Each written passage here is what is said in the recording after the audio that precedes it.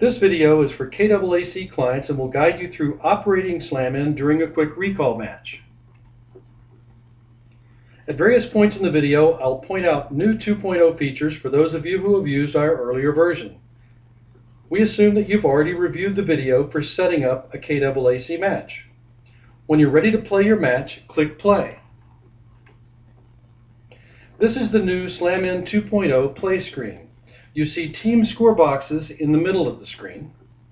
Above the score boxes, you see a customizable header that shows we're ready to play the first half. And above that, you see our SlamIn banner. This is an area of the screen that you can customize. You could put your school's logo here, or if you want to use this feature to raise money for your team, you could use it as a place to display a sponsor's ad. Round time is shown in the upper left-hand corner. Ring in and answer timer countdowns display in the upper right-hand corner of the screen as we're playing through the questions.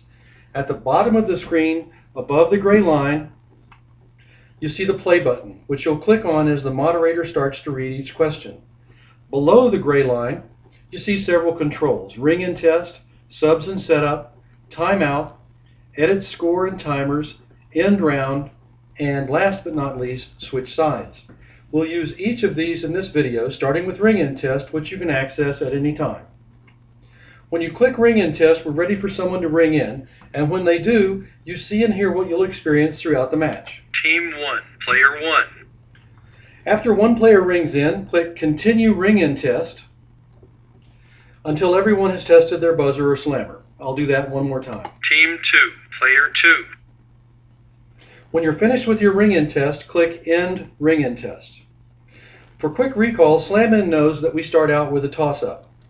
So when the moderator begins reading the first question, the SlamIn operator should click play. This starts the round timer in the upper left-hand corner of the screen and makes it possible for players to ring in.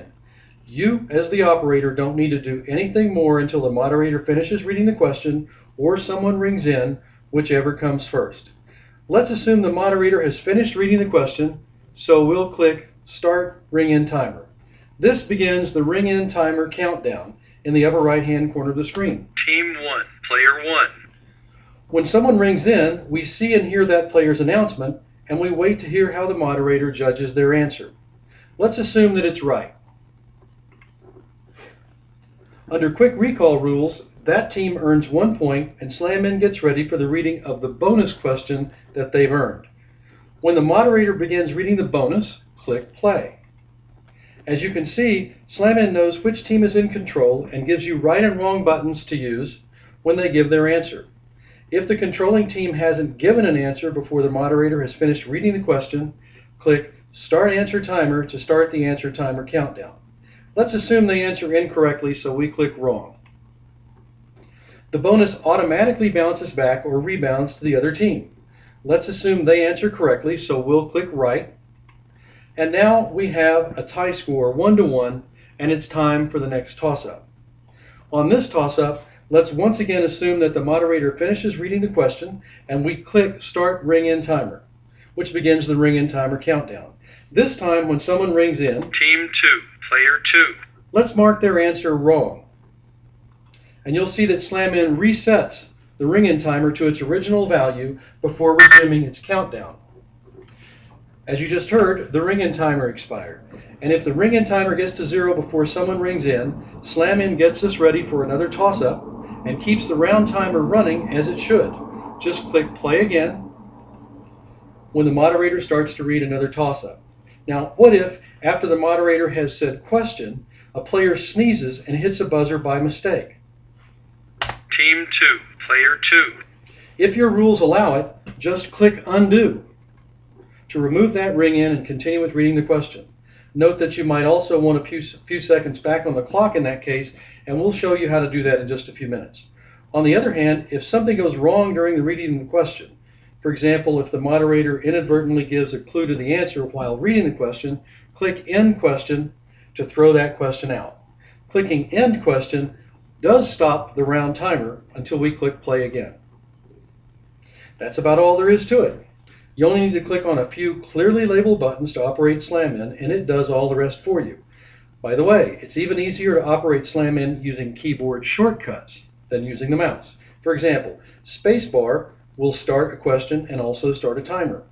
The B key for bonus is an easy way to remember that the B key is the right answer key. Backspace is the key to press for wrong answers. W, the whoa key, is an easy way to remember that it's the timeout key. Every Slam-In kit comes with stickers that you can put on your keyboard to remind you of which keys do what. And it's even easier if you use a wireless host remote control that allows you to move around the room to run the system. Let's keep going though and throw in a few other variables. I'll click play. If a coach calls timeout, click the timeout button. Or you can press the W key.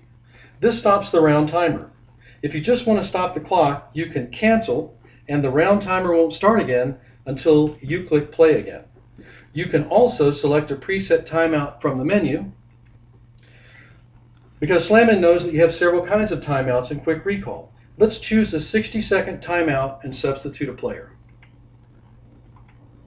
The timeout countdown begins in the upper right-hand corner of the screen. To substitute a player, click Subs and Setup, then confirm that that's what you'd like to do.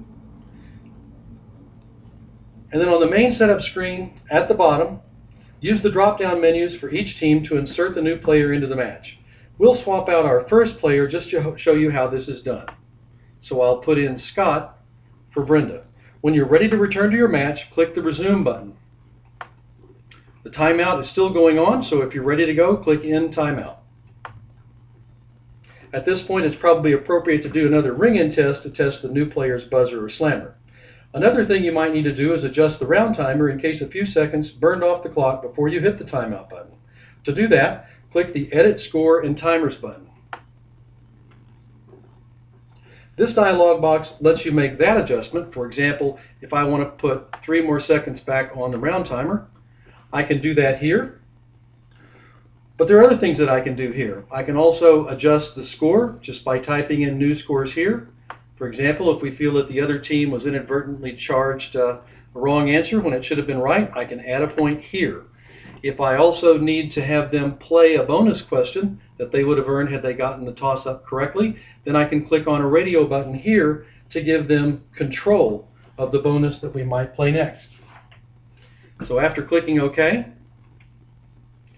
you'll see that the round timer and the scores have been adjusted and you're ready to play again.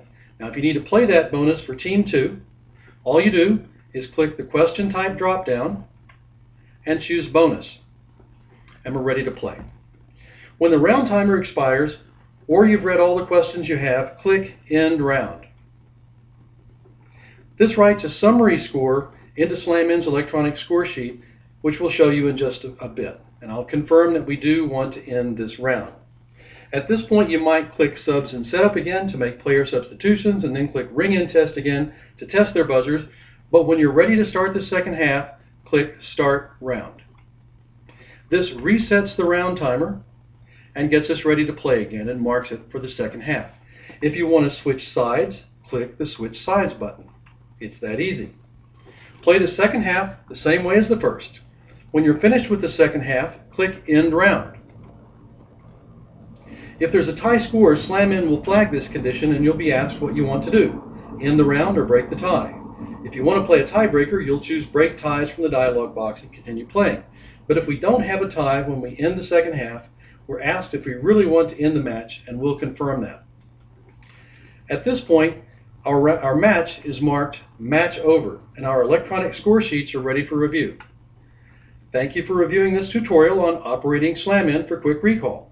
To continue your Slam-In for KAAC orientation, be sure to watch the companion video about interpreting Slam-In's electronic score sheets. Don't forget that you can play a Slam-In match against another Slam-In user over the internet. It's easy, and we describe how on our website. You can even broadcast matches over the internet so that friends and family can tune in and both watch and hear your matches from home or work. These are both topics for a separate video.